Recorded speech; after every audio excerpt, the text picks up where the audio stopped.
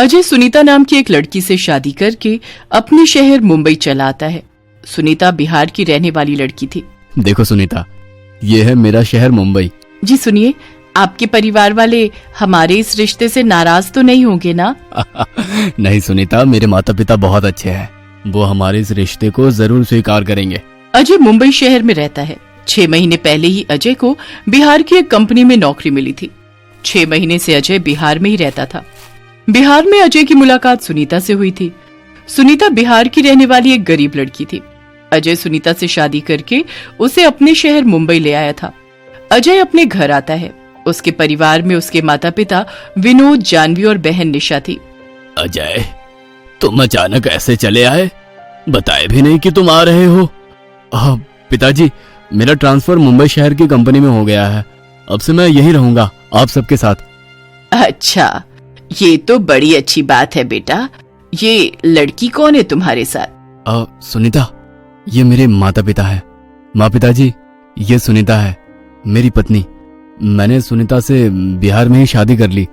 ये सुनकर सबके होश उड़ जाते हैं। क्या शादी कर लिया, वो भी हमें बिना बताए? और पिताजी, परिस्थिति ऐसी हो चुकी थी कि किसी को बताने का समय ही नहीं मिला। अरे ऐसी भी क्या मजबूरी आ गई थी कि तूने अपने माता पिता को पूछे बिना ही शादी कर ली? हाँ माँ, सुनीता एक अनाथ लड़की है। ये बिहार में अपनी बूढ़ी माँ के साथ बड़ी गरीबी में अपना जीवन बिता रही थी। इसके पिता ने लोगों से लाखों रुपए कर्ज ले रखा था और इसके पिता की मौत के बाद कर्जदार इसे और इसकी बूढ़ी माँ को परेशान कर रहे थे। बिहार में मैं जिस कंपनी में नौकरी करता था, वहां सुनीता सफाई का काम करती थी। कुछ दिन पहले इसकी माँ की भी अचानक मौत हो गई और ये बेचारी अकेली हो गई। कर्जदारों ने इससे इसका घर भी छीन लिया था और कंपनी वालों ने काम से भी निकाल दिया था। ये तो आत्महत्या करने जा रही थी।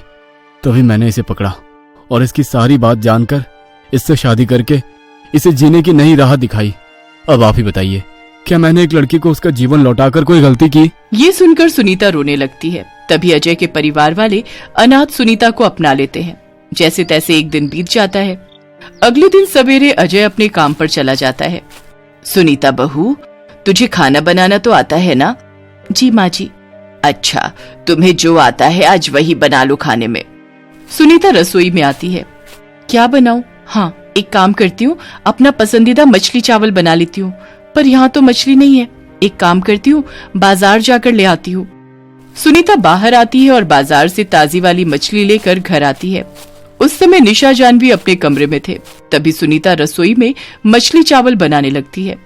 थोड़े समय बाद सारा खाना बनकर तैयार हो जाता है और सुनीता वो मछली चावल लेकर बाहर आती है।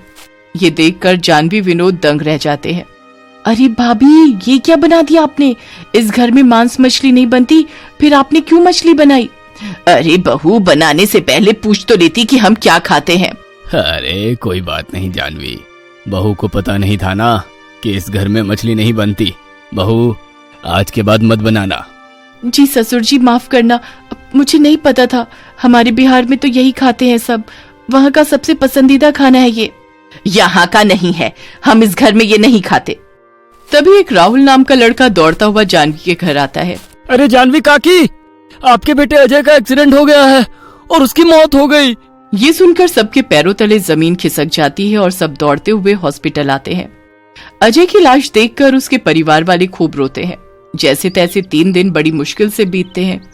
एक दिन सवेरे जानवी रोते रोते सुनीता को मारती है और उसे अपने घर से बाहर निकाल देती है। निकल जा मेरे घर से बाहर, मनहूस कहीं की। तू मेरे बेटे के जीवन में मनहूसियत बनकर आई थी। तेरी वजह से मेरे बेटे अजय की जान गई। निकल जा यहाँ से। माँ जी, ये क्या बोल रहे हो आप? मुझे घर से मत निकालिए माँ जी, मैं कहाँ जाऊंगी? अरे मर जा जाकर, मुझे तो तेरी शक्ल से भी नफरत हो रही है। निकल जा मेरी नजरों के सामने से और दोबारा मुझे अपनी शक्ल मत दिखाना। निकल जा। सुनीता रोते रोते जानवी से मन्नतें करती है, पर जानवी उसकी एक नहीं सुनती और वो दरवाजा बंद करके अंदर चली जाती है। अजय की मौत के गम में विनोद और निशा जानवी को कुछ नहीं कहते। मेरी बात तो सुनिए माँ जी, मैंने कुछ नहीं किया। अब मैं इस अनजान शहर में कहाँ जाऊँ? ये सब क्या हो गया? अजय, अजय आप क्यों चले गए मुझे छोड़कर? सुनीता रोते रोते वहाँ से एक ढाबे के पास आती है। मेरे ससुराल वाले अब क्या करेंगे? वो कैसे अपना पालन पोषण करेंगे? उनका गुजारा तो केवल अजय की ही कमाई से होता था। अब अजय तो रहे नहीं, अब मुझे ही अपने ससुराल वालों के लिए कुछ करना होगा। तभी सुनीता उसी ढाबे पर आती है। वो ढाबा रमेश नाम के एक बूढ़े आदमी का था। तभी सुनीता रमेश से काम मांगती है और उसे अपने जीवन के सारे दुख बताती है। बिटिया, भरी जवानी में ये कैसे दुख भरे जीवन गुजारना पड़ रहा है तुझे। तेरी बातें सुनकर तो आंखें भर आई। देख, मेरे ढाबे पर मुझे एक खाना बनाने वाले की जरूरत है।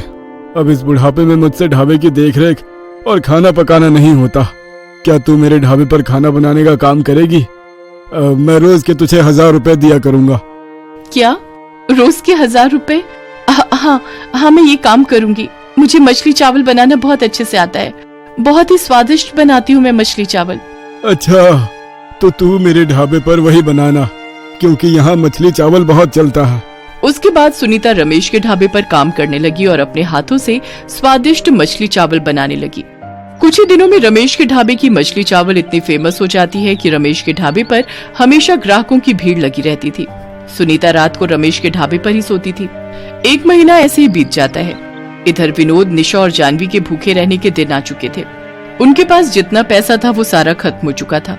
शाम का समय। जानवी, अब हम क्या करेंगे? घर का राशन भी खत्म हो चुका है। जितना पैसा अजय का बचा था वो सारा भी खर्च हो गया है। अब कैसे होगा अपना गुजारा? पिताजी, मैं कोई काम करूं क्या गांव में? अब किसी को तो कुछ करना होगा ना। आखिर ऐसे भूखे रहकर तो हम जीवन नहीं बिता सकते ना।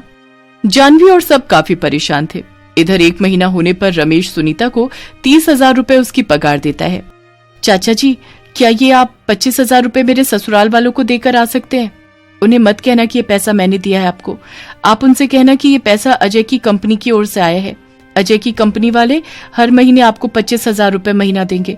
बस मेरा इतना सा काम कर दीजिए चाचा जी। मेरे ससुराल वाले बहुत परेशानी में होंगे और मैं उन्हें परेशानी में नहीं देख सकती। किस मिट्टी की बनी है बेटा तू? उन्होंने तेरे साथ ऐसा किया और तू उनके बारे में इतना सोच रही है। चिंता मत कर, ये पैसा मैं अभी उन्हें देकर आता हूँ। तभी रमेश 25,000 रुपए लेकर जानवी के घर आता है और जैसा सुनीता ने उसे कहा था वो वैसा ही विनोद और सबको कहकर उन्हें पैसे देकर वहां से चला आता है। देखा जी आपने, हमारा अजय मरने के बाद भी हमारे लिए कितना कुछ करके गया है। उसके बाद सुनीता के ससुराल वाले उन पैसों से अपने घर में राशन भरते हैं और अपनी जरूरत पूरी करते हैं। इस तरह 5 से 6 महीनों तक चलता रहा। सुनीता हर महीने रमेश के हाथों अपने ससुराल में पैसा भेजती गई। एक दिन जानवी, विनोद, निशा तीनों रमेश के ढाबे पर खाना खाने आते हैं। तभी उनकी नजर सुनीता पर पड़ती है। ये देखकर जानवी सुनीता को वहां खूब खरी खोटी सुनाती है। यही है तेरी औकात गुलामी करने की, ऐसे ही मरेगी तू एक दिन देखना। तभी रमेश जानवी और सबको सुनीता के संघर्ष के बारे में बता देता है। ये सुनकर तीनों के होश उड़ जाते हैं। जिस बहू को तुम मनहूस कहते हो ना, आज तुम जो अपने घर में पेट भरकर खाना खा रहे हो ना, ये अपनी इसी बहू सुनीता की बदौलत खा रहे हो।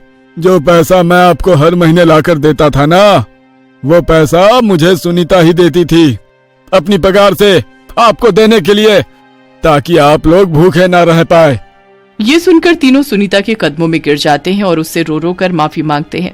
नहीं ससुर जी, माँ जी, आप मुझसे बड़े हो, आप मुझसे माफी मत मांगिए। बहू, हम तुझे इतना बुरा भला कहते रहे और तू हमारे लिए इतना सब करती गई। हमें माफ कर दे बहू, हम तुझे गलत समझ बैठे। माँ जी, क्या मेरा कोई हक नहीं है आप पर? जिस इंसान ने मुझे अनाथ को जिंदगी की अहमियत सिखाई थी, मैं उस इंसान के परिवार वालों को कैसे तकलीफ में देख सकती थी। उसके बाद जानवी, विनोद और निशा तीनों सुनीता को खुशी खुशी अपने घर ले आते हैं और उसके साथ एक हंसता खेलता जीवन बसर करने लगते हैं। और सुनीता रोज रमेश के ढाबे पर जाकर काम करने लगी और कुछ ही महीनों में वो अपनी कमाई से निशा की शादी बड़ी धूमधाम से करवा देती है और अपने सास ससुर के साथ खुशी खुशी अपना जीवन बिताती है।